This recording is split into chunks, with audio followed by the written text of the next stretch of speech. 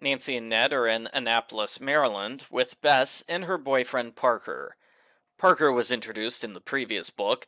He was accused of murder when his fingerprints were found on a gun.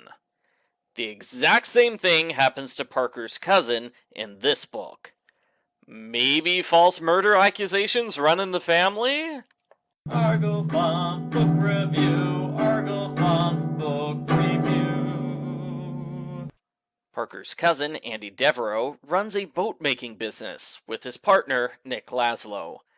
They've designed a new kind of boat. If it wins the big race this weekend, they'll make a fortune. There's a party at the Devereaux mansion. Nick's wife Annabelle gets extra flirty with Andy when she's not complaining about sailors. I married a sailor and he talked about sailing all day long. It's the worst. An unknown person is overheard threatening Nick. Nick's boat is sabotaged, so the mast falls on top of Ned. The next day, the group takes a powerboat to Nick and Annabelle's large property. They find Nick's boat abandoned. It has a blood stain, a bullet hole, and there's a gun on the nearby cliff. So the police treat this case as a homicide, even though there's no body. Andy's the prime suspect because he recently fought with Nick over business matters. Annabelle makes no secret of the fact that she hated Nick and is glad he's dead. The only reason she didn't divorce him is because she didn't want him to get any of her money. Nancy and crew visit Nick's business. They find a man searching Andy's office. He rushes them and tries to escape. Once the man is cornered, he introduces himself as Stan Yadlowski, private detective.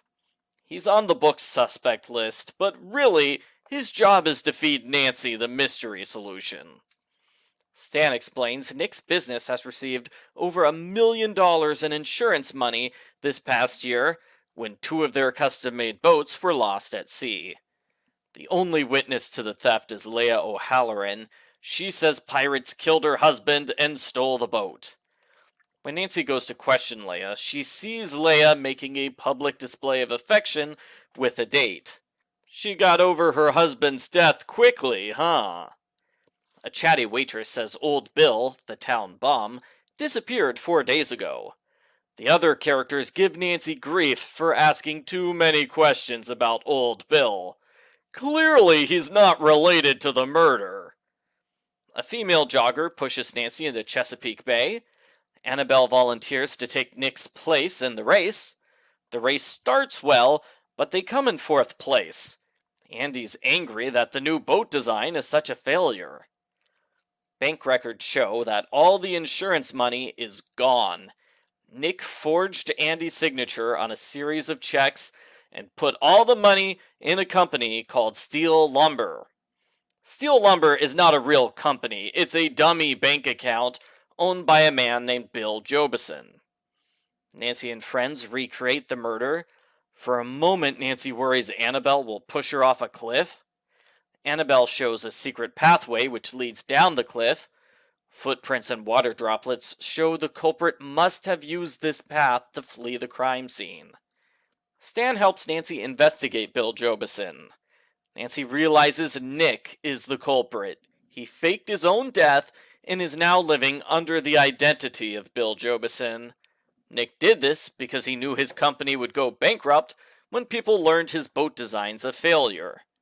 The real Bill Jobison is Old Bill, whose death went mostly unnoticed because he was a bum. A store says Bill bought a new boat with Leah. Nancy breaks into Leah's house. She overhears Leah and Nick plotting to sail out of town for good in an hour. That's plenty of time for our heroes to call the police and have the culprits arrested. Instead, Nancy decides it's time for a boat race. They follow Nick's boat through some bad weather until Nick decides he's had enough. He brings his boat next to Nancy's so he can shoot them with a rifle. Nancy distracts Nick so Andy can sneak attack him. Nancy makes a 5-foot jump to the other boat so she can attack Leah. Ned throws a yellow slicker into Leah's face. Thanks, Ned. You're a big help. The culprits are arrested. Annabelle and Andy decide to go into business together. And like all of Bess's boyfriends, Parker disappears from the series, never to be mentioned again. The end. Post-book follow-up. I didn't like this book much. The cliffhangers weren't as exciting as usual. Since the culprit is pretending to be dead, he can't attack Nancy repeatedly like other culprits in this series often do. None of the characters really stood out besides Annabelle.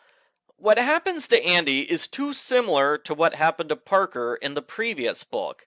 Parker was a suspect, then his fingerprints were found on the gun.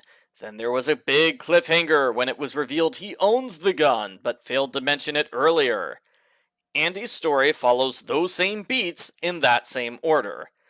The motive is the same in both books too. The culprit frames someone for murder to cover up for a business that offers a defective product.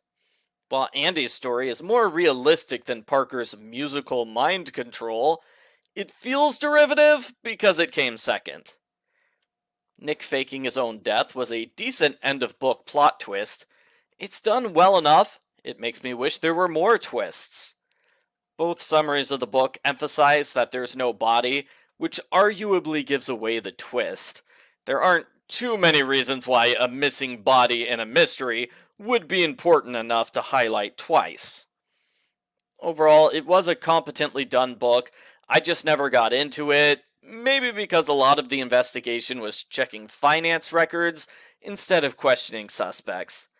It's slightly better than the last book, but neither one was all that great in my mind.